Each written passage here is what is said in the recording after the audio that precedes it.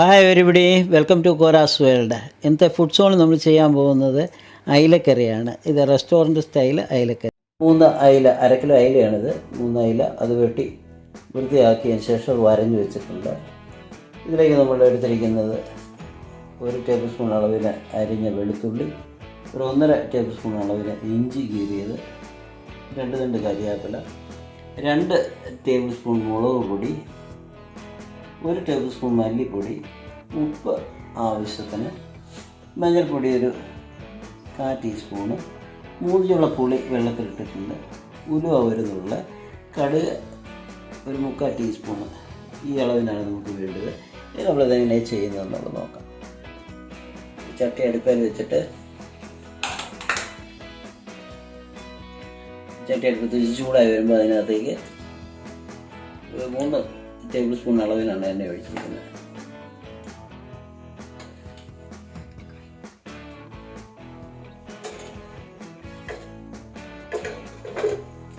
ചട്ടിക്കകത്ത് എണ്ണ ഒന്ന് ചുറ്റിച്ച് വെക്കുക. ഇനി ഇതിലേക്ക് നമ്മൾ എണ്ണ ചൂടായി വരുമ്പോഴത്തേക്ക് ചൂടായിട്ടുണ്ട്, അതിലേക്ക് കടുക് ഇട്ട് കൊടുക്കുക.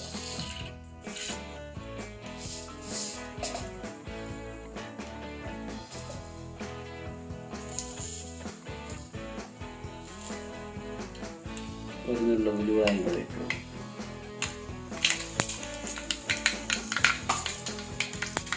ഉലുവായും കടുകും ഒന്ന് പൊട്ടി വരുമ്പോഴത്തേക്ക് ആദ്യം നമ്മൾ അതിനകത്ത് അരിഞ്ഞ് വെച്ചിരിക്കുന്ന ഇഞ്ചി ഇട്ട് കൊടുക്കുക.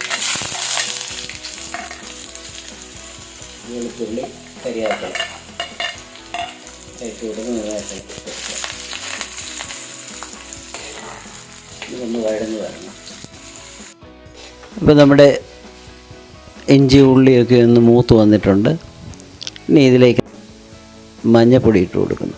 മഞ്ഞൾപ്പൊടി ഓരോരുത്തർക്ക് ഇഷ്ടമുള്ള പോലെ കൊടുക്കാം. 1/4 സ്പൂൺ ഉണ്ടെങ്കിൽ അങ്ങനെ ഇടാം. ഇച്ചിരി മഞ്ഞൾപ്പൊടി കൂടുതലിടുന്നത് മീനിന് നല്ലൊരു കളർ കിട്ടും. ഇനി 2 ടേബിൾ സ്പൂൺ അളവിൽ മുളക് പൊടിയാണ് നമ്മളിടുന്നത്.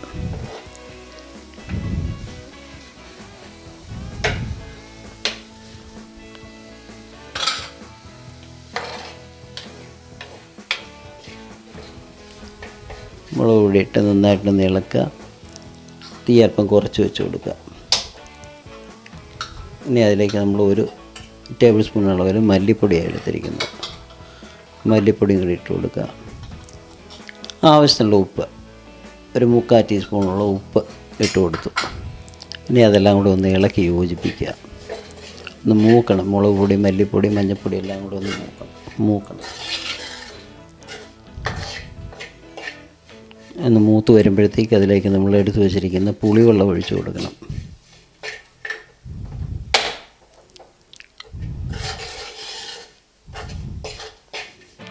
ഇപ്പോൾ ഏറെക്കുറെ അരപ്പ് മൂത്തിട്ടുണ്ട്. അപ്പോൾ ഇത് മൂത്ത് വന്നിട്ടുണ്ട്. എടുത്ത് വെച്ചിരിക്കുന്ന പുളി വെള്ളം ഒഴിച്ചു കൊടുക്കുക. പുളിവെള്ളം ഒഴിച്ച് നന്നായിട്ടൊന്ന് ഇളക്കി കൂടെ പുളിയും കൂടെ ഇട്ട് കൊടുക്കുക. 3 ഇല പുളിയാണ് എടുത്തിരിക്കുന്നത്. 3 ഇല പുളിയും കൂടെ ഇട്ട് നന്നായിട്ട് ഇളക്കുക.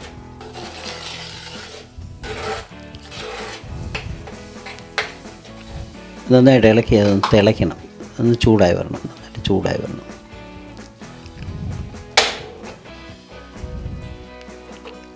ചൂടായ ശേഷം നമുക്ക് ആവശ്യമുള്ള വെള്ളം ഒഴിച്ചു കൊടുക്കാം.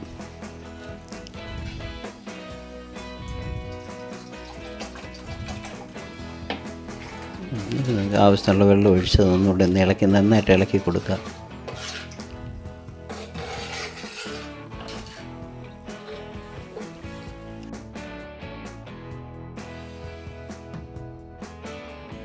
അതുകൊണ്ട് ഗ്രേവി തിളച്ച് വന്നിട്ടുണ്ട്. മീനൂടെ ഇട്ട് വേവിച്ച് വരുമ്പോഴത്തേക്ക് അത് പറ്റി വരുമ്പോൾ നല്ല കൊഴുത്ത ഗ്രേവി ആയിരിക്കും. അത് നമുക്ക് മീനിട്ട് കൊടുക്കാം.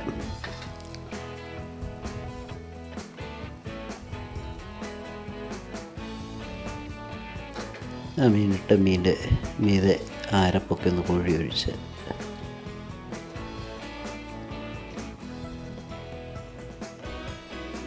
ഇനി നമ്മൾ മൂടി വെച്ച് വേവിച്ചെടുക്കണം. ഇനി ചെറുതീയിൽ വേവിക്കാവുള്ളൂ. ഇങ്ങനെ ഒരു 10 മിനിറ്റ് വെന്ത് കഴിയുമ്പോഴത്തേക്ക് നമ്മളുടെ അയലക്കറി റെഡിയാകും. ഇതിലേക്ക് കുറച്ച് പച്ച വെളിച്ചെണ്ണ മുകളിൽ ഒഴിച്ച് കൊടുത്തൊന്ന് ചുറ്റിച്ചേച്ച് എടുക്കാമെങ്കിൽ നന്നായിരിക്കും. അപ്പോൾ നമ്മളുടെ അയലക്കറി തയ്യാറായി കഴിഞ്ഞു. ഇതെല്ലാവർക്കും ഇഷ്ടപ്പെടും. നിങ്ങളിതൊന്ന് ചെയ്ത് നോക്കണം. ഈ വീഡിയോ നിങ്ങൾക്ക് ഇഷ്ടമായെങ്കിൽ ലൈക്ക് ചെയ്യാനും ഷെയർ ചെയ്യാനും സബ്സ്ക്രൈബ് ചെയ്യാനും മറക്കരുത്. വീണ്ടും കാണും വരെ.